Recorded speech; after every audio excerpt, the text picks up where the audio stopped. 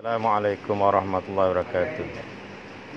Okay, untuk subjek pendidikan Islam tingkatan 4 pada hari ini kita akan pelajari tajuk akhlak Islamiah. Jadi dalam tajuk akhlak Islamiah ni terdapat 4 tajuk yang kita perlu belajar, iaitu bersikap benar, konsep khauf dan roja, kemudian adab terhadap orang sakit, adab terhadap orang kurang upaya, dan terakhir konsep wasatiyah. Okay, tajuk yang pertama, pelajaran 22 pada muka surat 188, itu bersikap benar menjauhi kemunafikan. Jadi di sini diberikan takrif. Kali awak tengok takrif ya. Takrif maksud bersikap benar iaitu tidak berdusta dari segi perkataan, perkhabaran dan perbuatan. Itu takrif apa dimasukkan bersikap benar. Okey.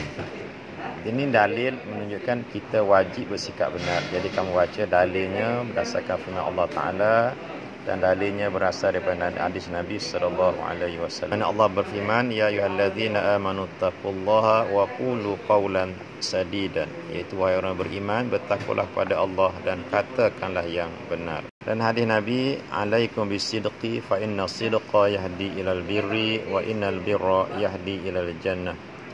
وَمَا يَزَالُ الرَّجُلُ يَصْدُقُ وَيَتَحَرَّى الصِّدْقَ حَتَّى يُكْتَبَ عِندَ اللَّهِ صِدِّيقًا وَإِيَّاكُمْ وَالْكَذِبَ فَإِنَّ الْكَذِبَ يَهْدِي إِلَى الْفُجُورِ وَإِنَّ الْفُجُورَ يَهْدِي إِلَى النَّارِ وَمَا يَزَالُ الرَّجُلُ يَكْذِبُ وَيَتَحَرَّى الْكَذِبَ حَتَّى يُكْتَبَ عِندَ اللَّهِ كَذَّابًا. Okay, perhatikan maksudnya, hendaklah kalian sentiasa bersikap benar. Sesungguhnya benar itu membawa kepada kebaikan dan kebaikan itu membawa pada syurga. Seseorang yang sentiasa bersikap benar akan ditulis di sisi Allah sebagai seorang yang benar, dan orang yang berdusta itu sesungguhnya dusta itu membawa kepada kejahatan dan kejahatan itu membawa ke neraka. Seseorang yang sentiasa bersikap dusta akan ditulis di sisi Allah Taala sebagai seorang pendusta. Okay, di sini kita akan bawa hukum bersikap benar. Hukum bersikap benar adalah wajib dan tuntutan bersikap benar. Tuntutan bersikap benar ni yang pertama, benar dalam tutur kata, tengok contoh diberi, benar dalam niat dan kemahuan, benar dalam keazaman dan cita-cita. Yang keempatnya, benar dalam menepati janji, dan kelima, benar dalam tugas. Jadi kamu bacalah contoh-contoh yang diberikan dalam tuntutan bersikap benar dan 5 perkara. Contohnya dikatakan benar dalam tugas, maknanya kita melakukan tugasan tanpa mengharapkan balasan. Benar dalam berkata-kata, maknanya kita tidak bohong, kita melihara diri daripada menggunakan lafaz yang mendatangkan kedustaan. Benar dalam niat, maknanya kita kena niat ikhlas kerana Allah dan berniat buat sesuatu tu untuk kebaikan semata-mata.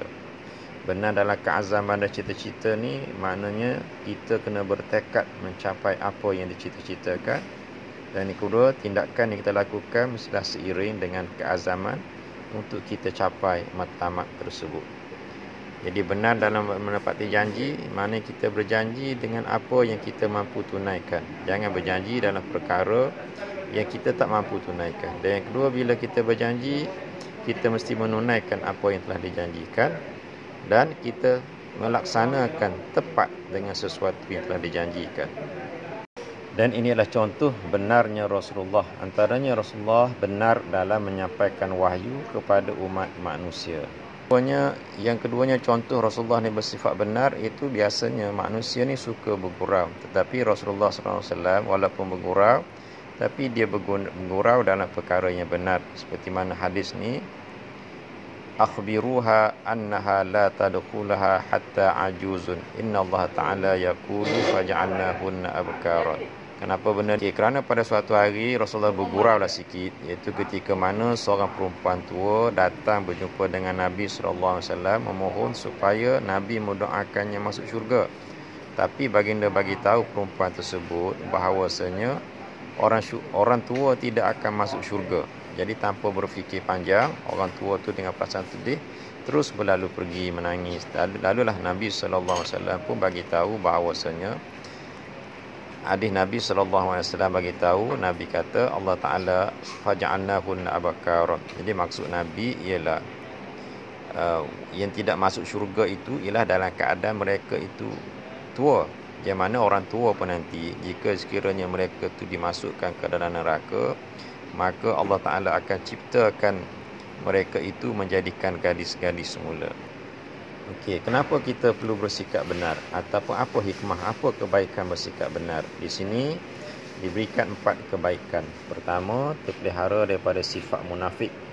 Kerana bohong ini adalah merupakan satu sifat munafik. Yang keduanya, akan menenangkan hati kerana tidak melakukan dosa. Yang ketiga, akan saling bekerjasama kerana wujudnya perasaan saling mempercayai. Dan yang keempat, akan menjadi contoh teladan kepada orang lain kerana maruahnya dipandang tinggi di spektrum ilmu. Kenapa kita perlu bersikap benar? Kerana kita tidak mahu dicop atau disifatkan sebagai salah seorang yang punya sifat munafik. Di mana hadis Nabi SAW bagi tahu, Nabi kata, hadis riwayat Abu Hurairah, ayatul munafik thalatha, iza haddatha kadzaba, wa iza wa'ada akhlafa, wa iza tumina khana. Di mana Nabi SAW kata, tanda orang munafik itu ada 3. Pertama, berkata-kata dia dusta. Bila berjanji, dia mungkir. Dan apabila diberi kepercayaan, dia mengkhianatinya. Jadi berdasarkan hadis Nabi ini jelas bahawa mereka yang tidak bersikap benar adalah merupakan orang yang mempunyai sifat munafik. Dan ini perlu dijauhi oleh setiap orang Muslim. Oleh sebab itu, kita sebagai pelajar, kita mesti amalkan konsep tabayun, iaitu apabila kita menerima sesuatu berita, hendaklah kita semak, kita teliti kesahihan dan kebenarannya terlebih dahulu. Barulah kita sebarkan atau kita percayai berita tersebut. Atau dari kata lain, konsep tabayun ini, jangan terima sesuatu berita bulat-bulat tanpa kita membuat penyiasatan terlebih dahulu. Okey, dan di akhir tajuk ni kamu dikehendaki membuat beberapa aktiviti. Okey, kamu boleh mulakan sendiri dan yang pentingnya kamu cuba jawab soalan yang dikemukakan di akhir tajuk. Itu ada 5 soalan. Yang pertama, nyatakan pengertian bersikap benar. Yang kedua, nyatakan dalil nakli yang kita baca tadi, itu dalil Quran dan hadis.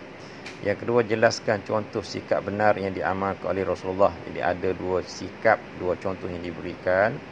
Dan yang ketiganya, yang keempat, terangkan 2 hikmat bersikap benar terhadap masyarakat. Jadi kamu pegang kata kunci terhadap masyarakat. Jadi ayat kamu menjawab mestilah berfokuskan kepada masyarakat. Dan yang terakhir, yang kelima ni kebat. Kini terdapat banyak penularan berita palsu di media sosial.